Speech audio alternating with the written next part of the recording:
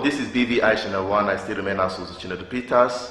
I am graced, I am honored to have one of the most outstanding, I'll call him a Biafran. He's media consultant and a writer. He's also a researcher.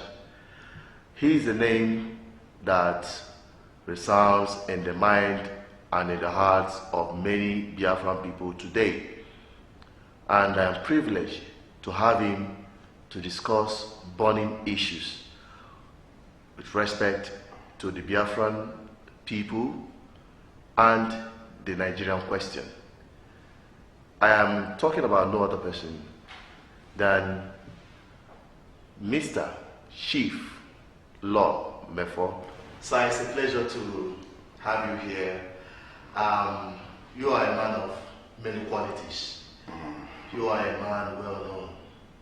You are a man of great title and a man of content. Yago, one of our patent. That's correct. The man of the people. It's a pleasure to have you, and I believe our audience out there will be so happy to hear from you. Without much rigmarole, the issue of the Biafran people, the question of Biafran agitation, and the Nigerian question. What is your position with the current trend between the Igbos, the Hausas, the Yoruba, their position about this project, Nigeria? Well, I don't know where to really start, but one thing stands out. The Nigerian nation state needs to be interrogated. And that is what is going on, is that interrogation. That is how I see Biafra agitation. I see, agitation for the realization of a sovereign Biafra in the same light as I see the agitations you find in other parts of the country.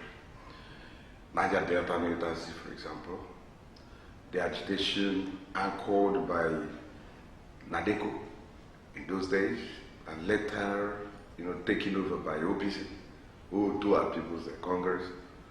And then you find the extreme version of this, resentment, dissent, in Boko Haram insurgency. And no matter where you are coming from, it is their own way of protesting the injustices of the Nigerian nation state. For me, as an Igbo man, I find more than enough justification for Biafra agitation. You can look at the context, how the country is configured. It's supposed to be a federal system of government. And in the federal system, the federating units have to coexist based on some coordinate rights. In our own situation, the way the Nigerian nation evolved is radically different from what obtains in other countries. In some countries, nations come together to form a federation. But in our own case, we formed a nation first and then started carving out parts of it into federated units. That in itself is contradictory.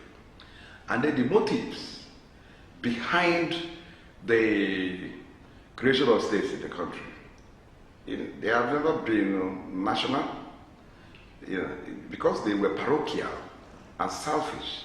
They were not supposed to serve a national interest. The only time the country genuinely created, states in Nigeria, maybe in 1945, when Arthur Richards, came in as the Governor General of Nigeria, succeeding, I think, Clifford, that came in 1922, and he responded to the federal nature of the Nigerian environment and believed that the only way we can survive as a people, as a nation, is to have a proper federal system. He started it by creating 3 regions, the East, the West, and then the North. It was the very first time that the Nigerian leaders sat together in 1945. Before that time, the governors general, Lugard, Clifford, and others that may have come in between, they ruled the South separately from the North. They used what we call proclamation to rule the North. And then in the South, it was by a legislative assembly in Lagos. But now we had a national assembly, that could bring, the legislative council was not national. The northern legislators came together in Lagos in one house in 1946 as a federal legislative assembly. Why I brought this up is for us to see that we never quite had enough time to work on founding a nation. If you check statistically, between 1945, that the northern leaders and southern leaders sat together for the first time as a nation, and 1960 when we got our independence. My own math shows that it's only 40 years. 40 years is part, it's too small for such a divergent nation to come to terms. In other words, for me, we got our independence a little bit prematurely.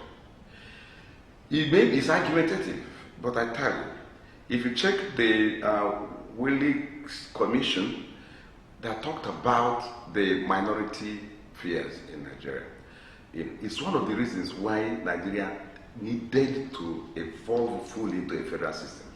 In 1963, Midwest was carved out of the West. Yes, it was a good move, but then it was faulty because the time they carved out the Midwest from the West, they should have carved out South-South from the East and Middle Belt from the North. And if they did, I believe maybe, just maybe, there wouldn't have been the Civil War. That's a story for another day. Okay. Now, to come home, fully into your question, the contemporary issues bedeviling the Nigerian nation state. The most recent should be the so-called quit notice by the Northern youths. Okay. I saw those who call themselves Northern youths. The man that spoke maybe well over 60. So I wonder if these are not the same Northern elders wearing the garb of a Northern youth. But I must describe what transpired as most unfortunate. For me, it's so disappointing that how many years after independence? Almost 60 years after independence, that we are yet to find our bearing as a country. It's shameful, as a matter of fact. And if you look at it, the quit notice as a response to the success of the sit-at-home, ordered by IPOB and other, allied, groups, agitating for Biafra freedom. You can see that is, a kind of misplaced aggression. It's misplaced in the sense that it's anger that they are really expressing in that quit notice.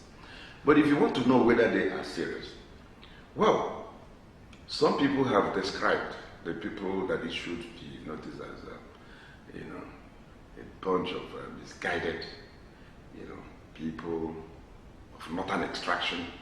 But I tell you, that makes it even more dangerous. Because if you find, a situation where lunacy is allowed to take its course, its full course, you cannot predict the outcome. So for me, as an Igbo man, my response to it is that of apprehension.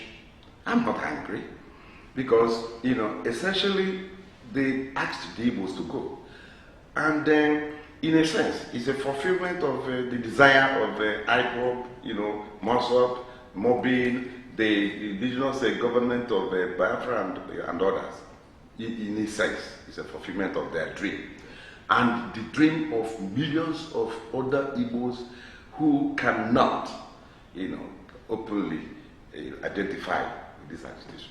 I have interacted with the Igbo elites across the board. And the kind of work I do as a media strategist, it gives me access to who is who here and there.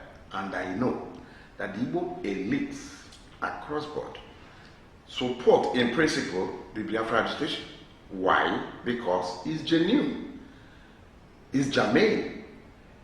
Why did I say that? I said so because the issues is all about marginalization. In my own work, in my book, The Audacity of Power and the Nigeria Presidency, I gave two riders: exclusion of the Southeast from Nigeria power politics and the specter of Biafra. Why did I provide those two riders? Is to talk about the same thing, that our own case, in fact, what I try to prove is that our case has grown from marginalization to exclusion.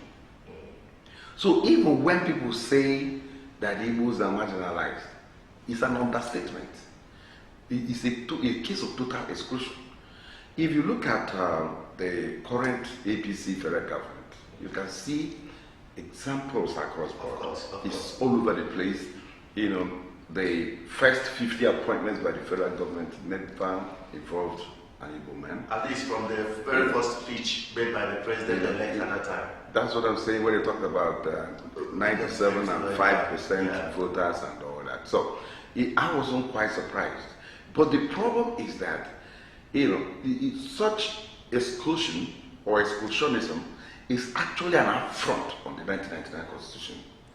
The 1999 Constitution, provides fully and expressly for, what we call federal spread, federal character. That means that it is not within the discretion of the president to make appointments in a sizable number to the exclusion of even a state in the country. But in this case, we are talking about exclusion of an entire region, entire zone, 5 states. That's the truth. You hear the president say, MFL, where is he from? Is he not an Igbo? He talks about Kachuku, is he not an Igbo? Look, that is politics. We are talking about the Southeast. We are not talking about Igbo ethnic group. Do you understand what I'm saying? Of course. The Yorubas, you have Yorubas in Kogi and things like that. Do they equate the appointments of Yorubas from Kogi as the appointments for the Southwest? So why should the appointment of MFL, which in all intents and purposes was not even done by this government?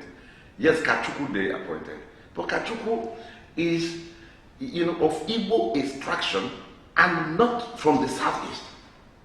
Let's face reality.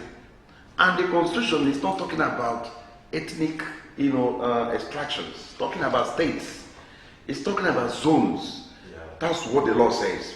That is what is being violated. I think we are having some kind of problem with that federal character, dating back the northernization policy.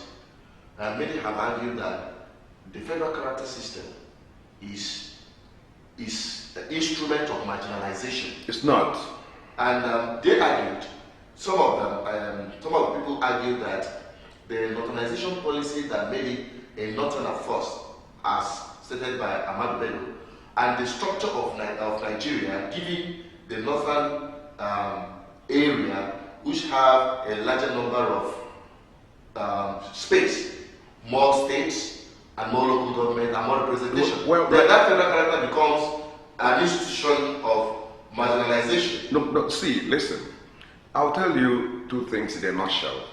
First, federal character principle, right? In principle, it's beautiful because it ensures the spread. It's just like we're talking about rotation of presidency, rotation of governorship, rotation of this and that. It's the same thing, But what has happened in our own case?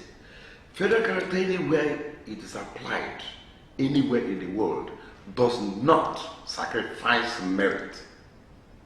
What it does is to give the right of first refusal, right? Mm-hmm. That means this slot goes to you, but there is an irreducible minimum qualification of whoever should take up the slot in question. That is what has been removed from federal character practice in Nigeria, and that is what has made it evil. Okay. Yes, it's not the character principle itself. That is why a pupil from Zamfara, Yobe, seeking admission into the unity school in Nigeria will have to score 2, 3, 4, or 5, while his or her counterpart from Anambra State will have to score 130 to 140 or more. That is it. And they will be taught by the same teachers in the same. Why is it so? It's because of what we call equity dilution. We were the ones that removed merit from it. Those who operate it, usually the North, know that their people cannot compete favorably well with their Southern counterparts. And that is why sometimes you wonder if Nigeria can ever make it as one country. Because I have sat back to look at, what I call, the differential existing between the northern part of Nigeria and the southern part. The difference is real. And since independence till date, rather than find ways of stimulating the north to catch up with the south, they created amorphous, policies that will take care of their interests regardless of their politics. At the expense of other people. Because you made mention of removing the issue of merit. Yeah. Once you pull merit out of anything, anybody can become anything. That is what has happened to Nigeria. That is what destroyed the civil service, destroyed education, destroyed the military, destroyed the police, destroyed the entire politics. That's where we are. You have just x-rayed issues with respect to this, we'll call it false federalism in Nigeria. Yeah. And we're looking into the solution. Some people are agitating for self-determination, as people like us, the Biafran people, are agitating for self-determination and asking for referendum as their own solution to the Nigerian question. So what is your take on the Nigerian question, the solution? Well, for me, if we can return to regionalism, where the federated units would have access to their resources and be able to organize themselves, have access to full self-determination, I think all the component parts in the country will be better off, because under that arrangement, you don't need to leave your area if you don't want to, because everything you need will be in your zone, in your region. Examples are there. I always talk about the case of Sadana of Sokoto. He never left Kaduna. He never went to Lagos. Everything he needed to organize the North, empower the North, was there, based on the kind of resource control that was at play then. That is all I believe that should be taken care of in the proposed restructuring. That's it. And then if you do that, some people say, well, they want 100% resource control. Yeah, that means total independence, because you cannot find a federation where the center would not have access to some funds to even function, run the army, external affairs, and so on and so forth. And that's it. But if you allow the basic minimum requirements that you find in every federalism or federation that are clearly lacking in our own experience. For example, you don't have state police. That's an aberration. If you go to the US, even schools have their own police. You discover that it's a contradiction in itself, because in Nigeria, you have the Agio police in Abuja, but then he has other AIGs, about 7 zones in the country. The country is zoned into 7. Then you have the police commissioners. The question is, why that zonal arrangement? It's because of the fact that you cannot run the Nigerian police from the center. That's a fact. And now, you see, in a federal system, you have the residual laws, the concurrent, and then the exclusive. There should be offenses that are federal offenses. There are offenses that should be state and local offenses. If it's state and local offense, then the local and state police should take care of that. Nigeria is a project that could have worked if the leaders have been sincere. But historically, you can see tacit all over the place. That led to the collapse of the First Republic. Because the federal forces were trying to take over everywhere, especially the Southwest. And that backfired. People now say regionalism failed. It's not true. The failure was not regionalism. It was greed. It was greed that collapsed, that crashed the First Republic. But if the Biafran people are asking for a referendum, why can't they be given the opportunity? I want referendum. I want referendum. Let me tell you why I want referendum. Maybe for a different reason. It will prove to every person, Biafrans, non-Biafrans, on the viability and desirability of the demand. If, for example, you ask for it and they fix maybe the 51%, 55%, I don't know the percentage that we fix, and I don't even know who will fix, because I know this requires a lot of negotiation. It requires the intervention of the international community. Maybe they will fix it by themselves. And I don't know how much of international politics that the Biafra, agitators are playing, because Britain is backing federal Nigeria. That's the truth. Biafra failed because of Britain and not because of the North. That's the fact. And you need to work on people that will counteract Britain when it comes to the Biafra question on that referendum. If you fail there, this may fail if it's carried out, and it will be tragic. Thank you so much for giving us your time. The pleasure is mine. And I hope subsequently we are going to have you back again. Pleasure is mine. My viewers out there, you have had it all from this great personality. And I promise you one thing, I'm going to bring him right back on this station to give you more. Because of time, we have to cut it off from here. Follow us on all our social media platforms. Subscribe to this YouTube channel so that you'll be getting subsequent videos on issues that bother us around Biafra. Thank you for watching. See you next time.